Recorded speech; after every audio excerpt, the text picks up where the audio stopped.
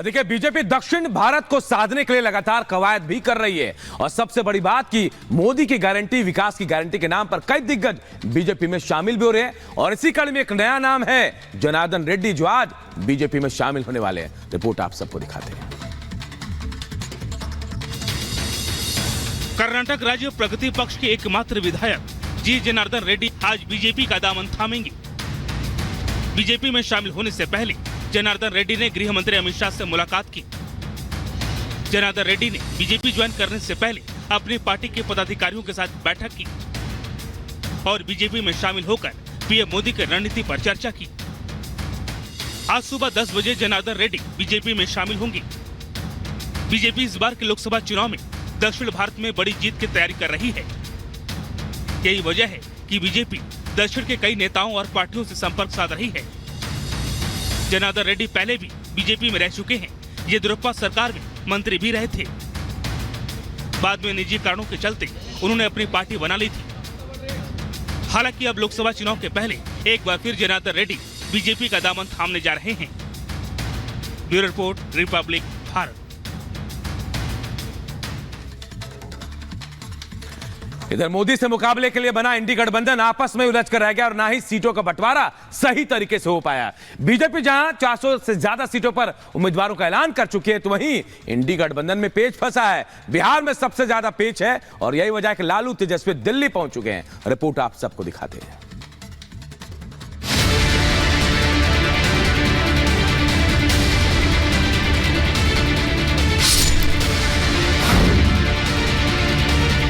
एकनाथ शिंदे, देवेंद्र फडणवीस, अजीत पवार, महाराष्ट्र में दिग्गज नेताओं की ये तिकड़ी जब से साथ आई है, हर दिन बढ़ता एनडीए का कुनबा मजबूती के नए कीर्तिमान स्थापित कर रहा है।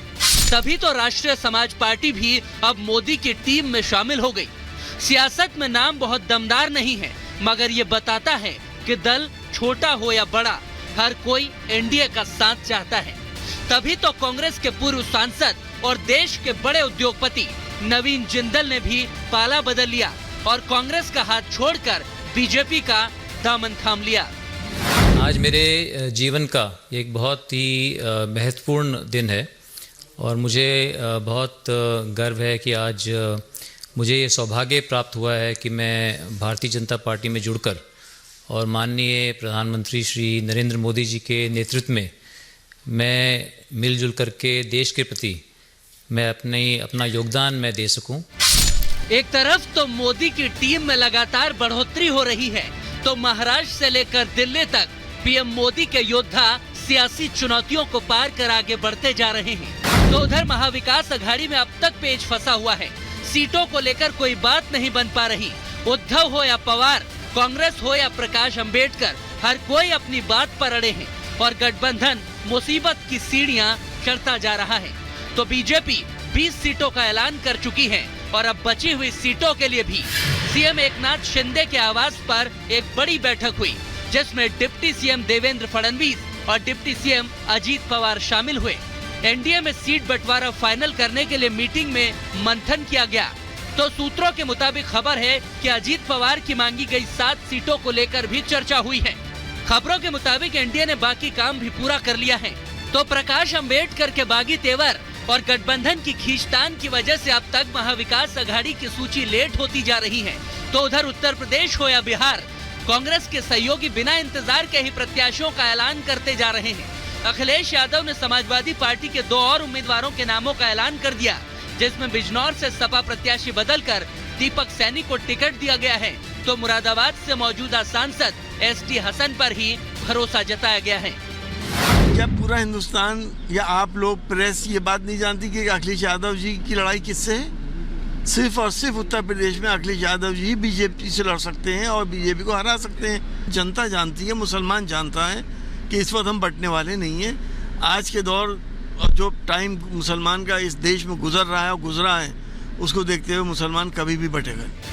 सपा का साथ छोड़ने वालों की फहरिस्त भी बढ़ती जा रही है, मगर मोदी योगी को रोकने के दावे कम नहीं हो रहे। इस बीच अखिलेश के एमवाई समीकरण में सेंध लगाने के लिए मायावती ने भी बड़ा दाव खेल दिया। एक ही दिन में 2 सूचियों में 25 नाम घोषित कर दिए। 16 नामों की लिस्ट में तो 7 मुस्लिम उम्मीदवार उतार दिए।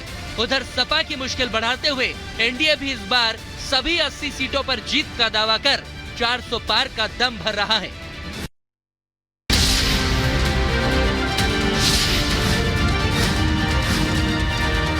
से कूदने पर आरोपी आमिर के पैर में लगी चोट। देश भर में होली को लेकर लोगों में भारी उत्साह। देश के अलग अलग हिस्सों में मनाई जा रही होली, कहीं गुलाल से तो कहीं पानी की बौछार से लोग मना रहे होली का त्योहार। यूपी के मथुरा में धूमधाम से मनाई जा रही होली। इस मौके पर चतुर्वेदी समाज की ओर से भव्य डोला द्वारिकाधीश मंदिर से निकाला गया। देश के अलग अलग हिस्सों से पहुंचे हैं लोग। अयोध्या में राम जन्मभूमि मंदिर में रंगों के त्योहार की दिखी धूम। भक्तों ने जमकर मनाई होली, एक दूसरे को रंग लगाकर बधाई दी। राम जन्मभूमि के मुख्य पुजारी आचार्य सत्येंद्र दास का बयान, कहा बहुत भव्य दिव्य तरीके से मनाई जा रही इस बार की होली। रामलला को गुलाल लगाया जाएगा। हिमाचल प्रदेश के कुल्लू में होली की धूम। ढोल नगाड़ों के साथ टोलियों में निकले लोग, पारंपरिक गीत गाकर एक दूसरे को रंग भी लगाया। प्रधानमंत्री मोदी ने देशवासियों को दी होली की बधाई। लिखा ये पर्व सभी के जीवन में नई ऊर्जा और उत्साह लेकर आए। सीएम योगी ने भी प्रदेशवासियों को होलिका दहन और होली की शुभकामनाएं दी। कहा जहां भक्ति वहां शक्ति होती है। पर्व त्योहार शांति के प्रतीक होने चाहिए। कराची शहर में भी दिखाई दिया रंगों के त्योहार का उत्सव। पाकिस्तानी भी मनाते हुए नजर आए होली, एक दूसरे को गुलाल लगाया। मॉस्को कंसर्ट हॉल हमले को लेकर आज पूरे रूस में मनाया जाएगा शोक दिवस। 130 मृतकों के लिए रखा जाएगा शोक दिवस। रूसी जांच समिति के प्रमुख अधिकारियों ने मॉस्को के कंसर्ट हॉल का किया दौरा। जांचकर्ताओं की बैठक भी हुई।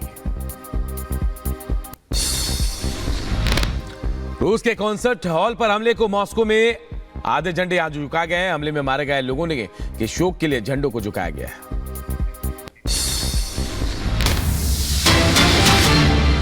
और बड़ी खबर, बीजेपी ने 5वीं लिस्ट जारी कर दी है। मेरठ से अरुण गोविल को बीजेपी ने टिकट दिया। तो मंडी से कंगना रनौत को टिकट मिला है। तो पुरी से संबित पात्रा चुनाव लड़ेंगे। दुमका से सीता सोरेन जो हाल ही में जेएमएम छोड़कर बीजेपी में शामिल हुए, उनको टिकट दिया गया। तो कुरुक्षेत्र से कांग्रेस छोड़कर बीजेपी में आए नवीन जिंदल को टिकट मिला है। बशीरहाट से बीजेपी ने रेखा पात्रा को उम्मीदवार बनाया है। रेखा पात्रा संदेश खाली की पीड़ित भी है।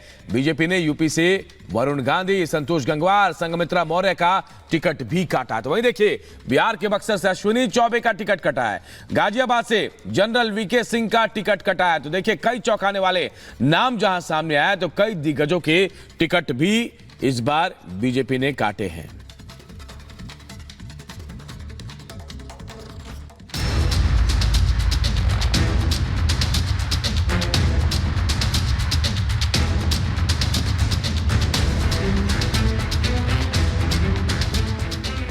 लोकसभा चुनाव के लिए बीजेपी ने उम्मीदवारों की 5वीं लिस्ट जारी कर दी है। इस लिस्ट में कई चौंकाने वाले नाम भी सामने आए, लेकिन इस लिस्ट में 2 नाम ऐसे हैं जो खूब सुर्खियां बटोर रहे हैं।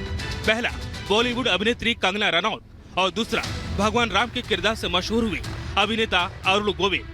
बीजेपी ने कंगना रनौत को हिमाचल प्रदेश के मंडी से टिकट दिया है, तो वहीं अरुण गोविल को उत्तर प्रदेश के मेरठ से लोकसभा के रण में उतारा है।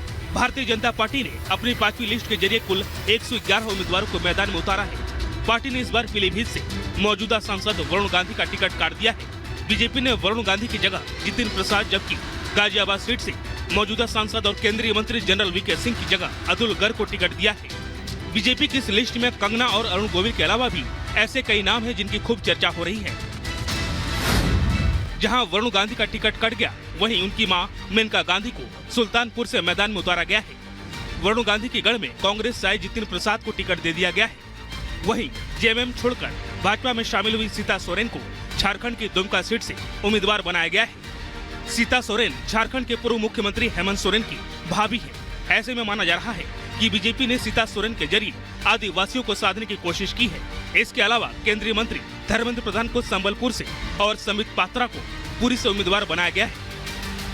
पीएम मोदी ने एनडीए के लिए इस बार 400 पार का लक्ष्य रखा है, जिसे हासिल करने के लिए एक-एक सीट पर रणनीति के तहत उम्मीदवारों को उतारा जा रहा है। बीजेपी अपने जिताऊ नेताओं को टिकट देकर पीएम मोदी के 3rd टर्म के प्लान को और पुख्ता कर रही है। बीजेपी ने बेगूसराय से गिरिराज सिंह को, पूर्वी चंपारण से राधा मोहन सिंह को, पटना साहिब से रविशंकर प्रसाद को, पाटलिपुत्र से रामकृपाल यादव, कुरुक्षेत्र सीट से कांग्रेस से आए नवीन जिंदल को उम्मीदवार बनाया है। टिकट मिलने के बाद प्रत्याशियों ने पार्टी का धन्यवाद दिया, साथ ही जीत का दावा भी किया। प्रधानमंत्री आदरणीय नरेंद्र मोदी जी, गृह मंत्री जी आदरणीय अमित शाह जी, पार्टी के राष्ट्रीय अध्यक्ष जगत प्रकाश नड्डा जी और बिहार के प्रदेश अध्यक्ष सम्राट चौधरी सहित सभी वरिष्ठों का हृदय से अपनी कृतज्ञता देता हूं कि उन्होंने ये दायित्व मुझे दिया है। मैं पार्टी का धन्यवाद करता हूं कि मुझे उन्होंने इतना इस काबिल समझा। मैं खास करके हमारे नरेंद्र मोदी जी का, अमित शाह जी का, नड्डा साहब और हमारे पूर्व मुख्यमंत्री माननीय मनोहर लाल जी और नायब सिंह सैनी का बहुत धन्यवाद करता हूं कि उन्होंने मुझे पार्टी में इतनी पोजीशन के लिए काबिल समझा, मुझे इस पार्टी का चयनित कैंडिडेट बनाया। हम निश्चित रूप से कहते हैं कि दोनों कैंडिडेट बड़े मार्जिन से हम 100% जीतेंगे। एक उत्साह है कि माननीय मोदी जी 33% रिजर्वेशन वाले वुमन को बात कर रही थी, इस कैंडिडेट डे के 50% रिजर्वेशन तो गोवा में ही दिया है। मैं माननीय मोदी जी का भी बहुत बहुत अभिनंदन करता हूँ और धन्यवाद भी देता हूँ। जेपी नड्डा जी और अमित भाई शाह, इनका भी धन्यवाद देता हूँ। लोकसभा चुनाव में बड़ी जीत हासिल करने के लिए बीजेपी महिलाओं पर खास फोकस कर रही है। यही वजह है कि पश्चिम बंगाल के संदेश खाली में महिलाओं के हक की आवाज उठाने वाली रेखा पात्रा और अग्निमित्रा पॉल को भी उम्मीदवार बनाया है। रेखा पात्रा बशीरहाट सीट से चुनाव लड़ेंगी, तो वहीं अग्निमित्रा पॉल को मेदिनीपुर सीट से मैदान में उतारा जा रहा है। वहीं राजस्थान के जयपुर से मंजू शर्मा को टिकट दिया गया है।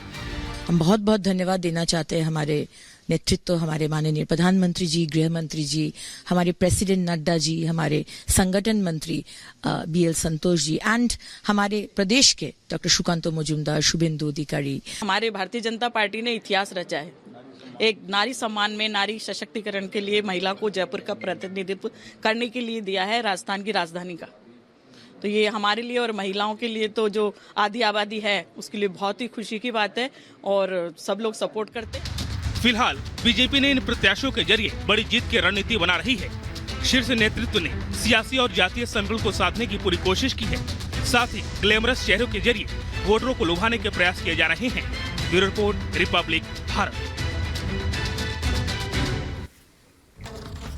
देखिए, बीजेपी दक्षिण भारत को साधने के लिए लगातार कवायद भी कर रही है और सबसे बड़ी बात कि मोदी की गारंटी, विकास की गारंटी के नाम पर कई दिग्गज बीजेपी में शामिल भी हो रहे हैं और इसी कड़ी में एक नया नाम है जनार्दन रेड्डी, जो आज बीजेपी में शामिल होने वाले हैं। रिपोर्ट आप सबको दिखाते हैं। कर्नाटक राज्य प्रगति पक्ष के एकमात्र विधायक जी जनार्दन रेड्डी आज बीजेपी का दामन थामेंगे। बीजेपी में शामिल होने से पहले जनार्दन रेड्डी ने गृह मंत्री अमित शाह से मुलाकात की। जनार्दन रेड्डी ने बीजेपी